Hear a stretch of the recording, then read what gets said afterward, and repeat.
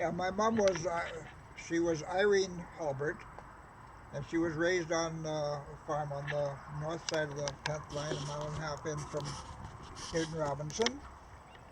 And I remember that was where I spent my summer holidays, or a good chunk of our summer holidays. Me and my cousin would spend a time with Grandma and Grandpa Halbert, and Christmas time was always a big event. We went to Grandma's on Christmas night for a big dinner, and me and my cousins would play on the stairs, and that was when one of the big deals at Christmas time was having an orange in your stocking.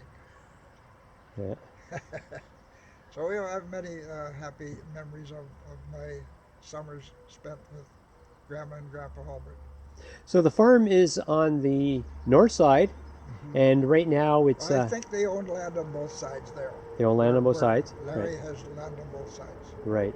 But right now the farm, well, the house is empty, and Yeah, the farm is rented out. Yeah, the land is rented out. land Yeah, is rented out, and you're related to Larry Halbert, yeah. and I'm related to Larry. he's your Well, first he'd be cousin. my first cousin because his dad and my mother were brother and sister, so that makes us first cousins, right? Right. So what was his dad's name? Grenville, Granville. And your mom's name was again? Irene, Irene. and Grenville was the youngest in the family, so he ended up being the last Halbert to farm the land after before Larry. Right. Okay. Yeah. Yeah. And what did they farm? Your grandparents. What did they farm?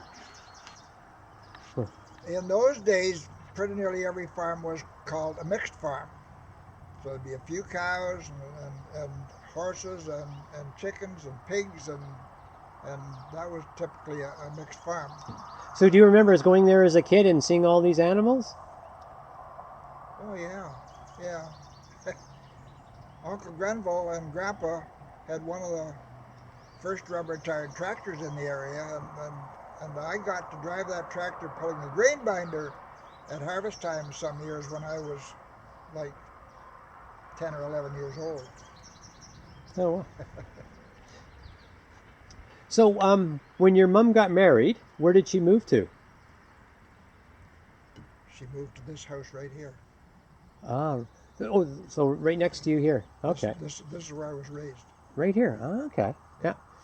So and then when you retired, did you sever off a lot to build this house? This this lot, well, it's not a severed lot, but that's beside the point. Okay. This house originally was built 30 years ago for hired help when we were in the dairy business. Ah. Okay.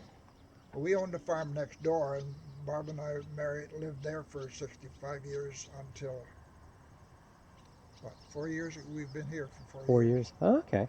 Yeah. So it's kind of like coming back home. But this is where I was raised, in this big house here. Okay. So wait a minute. You were raised here, but then that's where your parents were. And okay. And then you moved. You and Barbara, when you got married, you moved My dad owned a farm next door. next door. That's where we lived for 65 years. Oh, next. Oh, okay. Yeah. Huh? So who owned? Okay. So now, so this house right here belongs to the farm next door. So who owns the farm next door, or who owns this property then? Well, my son, Your son. we still own this farm here. Right. My And son and his family were raised here. oh, okay. And he's farming it now. Yeah. Okay. And what does your son farm? What does he do? What does he raise? He's an organic farmer. He Huh? raises, I see some cows. those are grass-fed beef.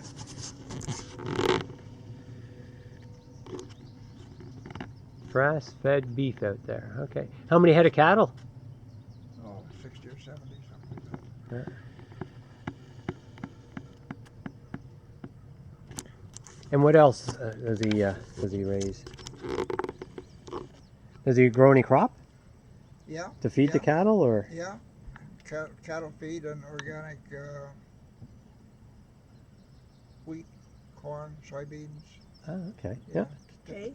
Typical. Yeah, hay for the cattle. He's in second crop hay right this moment. He's probably out raking right this minute. Oh, there you go. Okay, so when your wife, your mom Irene, got married, so who did she marry? She married a Wilcox. She married my dad, Yes, and what was yeah. his name? Harry. Harry Wilcox. Yeah. So where did Harry live? Where was he raised? Harry was raised here too. Oh, in this house here. Oh, okay. Yeah. Yeah. So was he the oldest? He was. Dad was one of. Well, except for the fact that the youngest in the. There would have been 10 of them, except the youngest.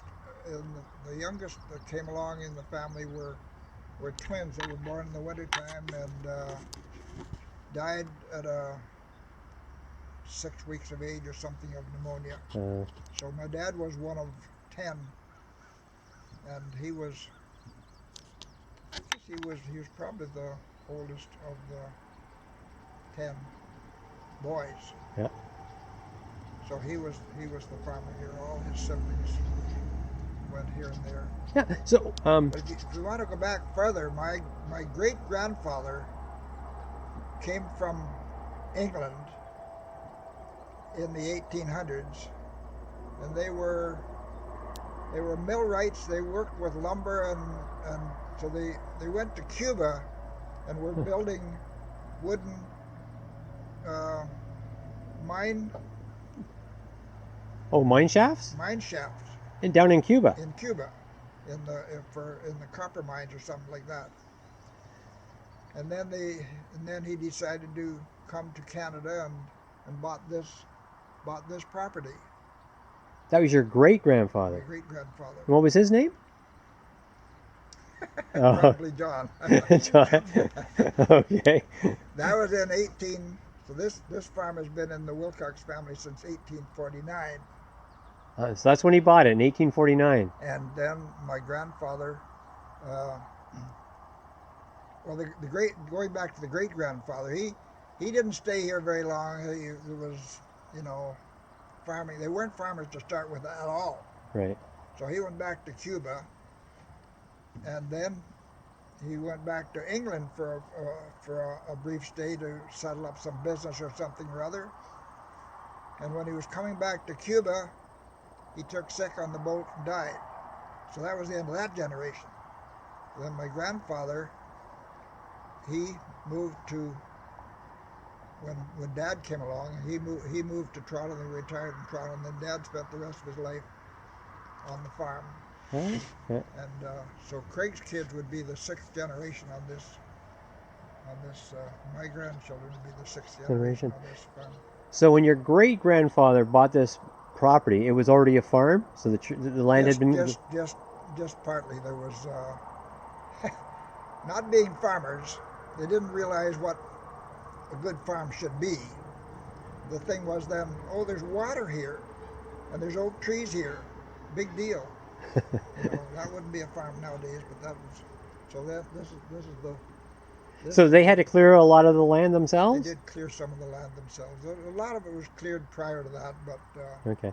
So when your great grandfather was here, and he said he left to go back to Cuba, he left his wife and children here. I'm awful vague on that on that part of history. Okay, but somehow your grandfather ended up here. Yeah, my grandfather ended up here. Okay. That was, yeah. Any idea who your great grandfather bought the land from in the first place? No. I have an uncle. One of my dad's brothers was a doctor and spent most of his doctoring life in Detroit. Yeah. And he wrote a book. Yes. The Wilcox family, and all that stuff is in there. Okay. So if I need any details, I have to go to that book. All right. It's all right. I'm familiar with that book. I haven't read it, but I am familiar with the book. Yeah. So okay. What was your relationship to that doctor again? That was your uncle? He was my uncle. Your uncle. Okay. Yeah, he was. Your dad's brother. Yeah, and in the Second World War, he spent his life as a X-ray. What do you call it, Barbara? X-ray technician. X-ray technician and all that stuff.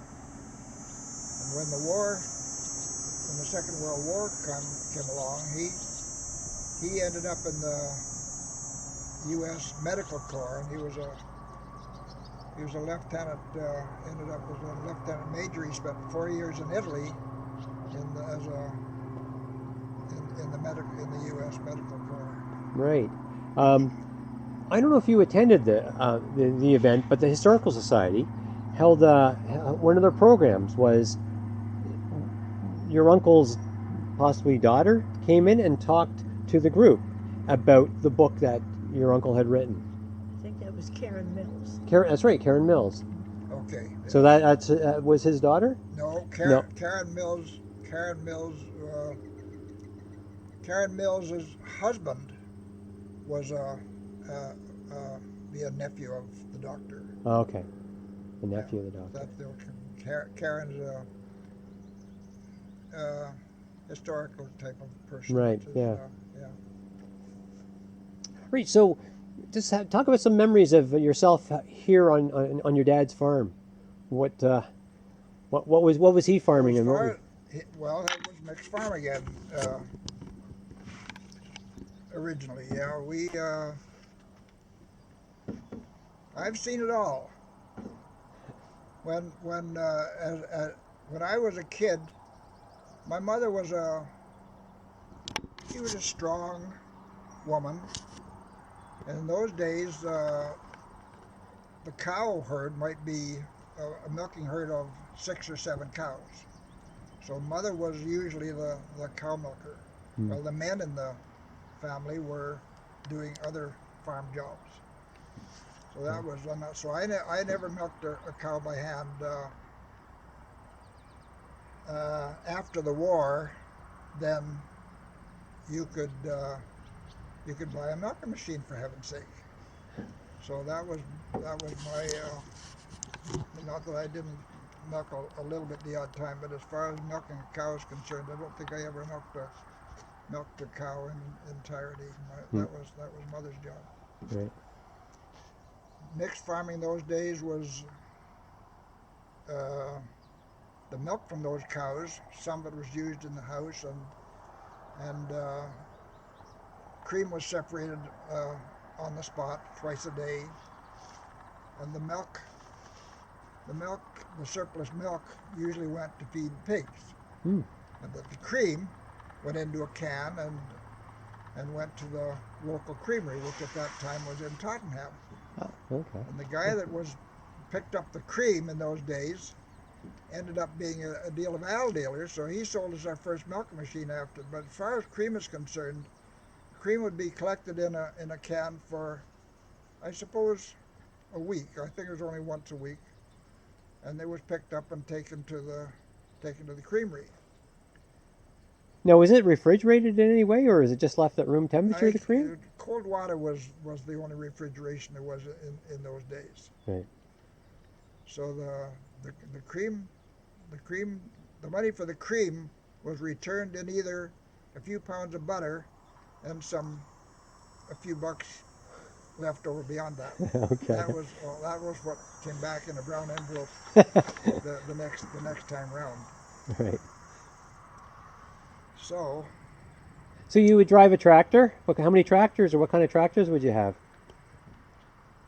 my dad and one of my uncles owned a steam engine and a thresher for a few years that they did custom threshing around the area plus our own. Well, then Dad bought a tractor, one of the earlier tractors somewhere in the 20s, I guess, a steel wheeled. All the tractors in those days were steel wheeled. And